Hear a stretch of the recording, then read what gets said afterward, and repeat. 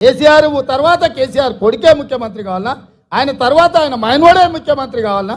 ఈ పాలమూరు బిడ్డలు కావడానికి అర్హత లేదా అని నేను అడుగుతున్నా. మాకేం తక్కువ? మా పాలమూరులో మేము కష్టపడమా? మా పాలమూరులో మేము అభివృద్ధి చేయమా? మా ప్రాంతానికి ఇవ్వంటే దాక్షిణ్యాల మీదనో అయ్యా మాకు నిధులు అని మేము అడుక్కోవాల్సిందేనా? మా సంతకాలు మేము పెట్టుకునే శక్తి మాకు లేదా? మా ప్రాంతాన్ని అభివృద్ధి చేసుకునే శక్తి మాకు లేదా? మా ప్రాంతంలో పరిశ్రమలు తెచ్చుకునే హక్కు మాకు లేదా అని నేను అడుగుతున్నా.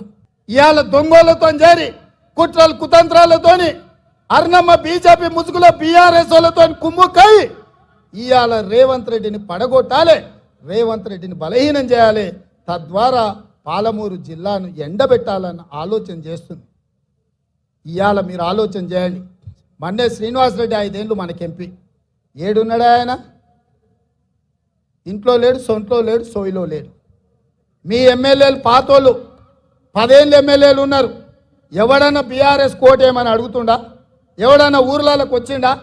మిమ్మల్ని నమ్ముకొని మీ ఎంబడి ఉండి మీ జెండా మోసి మిమ్మల్ని ఎమ్మెల్యేలు చేస్తే ఇవాళ గ్రామాలల్లో బీఆర్ఎస్ కార్యకర్తలు బీజేపీలకు అమ్మేసి వాళ్ళ కింద గులాంగిరి చేయండి, తాబేదారులుగా మారండి అని ఒకడు పోయి రాయచూరులో ఉన్నాడు, ఒకడు పోయి హైదరాబాద్లో ఉండు, ఒకడు పోయి ఎన్నో కాంట్రాక్టులు చేసుకుంటారు. ఇవాళ ఏం జరుగుతుందో ఒక్కసారి ఆలోచన చేయండి. గద్వాల బంగ్లా కుమ్ముక్కు రాజకీయాలు ఆనాడు బీజేపీలు బీఆర్ఎస్ కోటేసారు కాంగ్రెస్ పార్టీని సరితమ్మని ఓడించడానికి.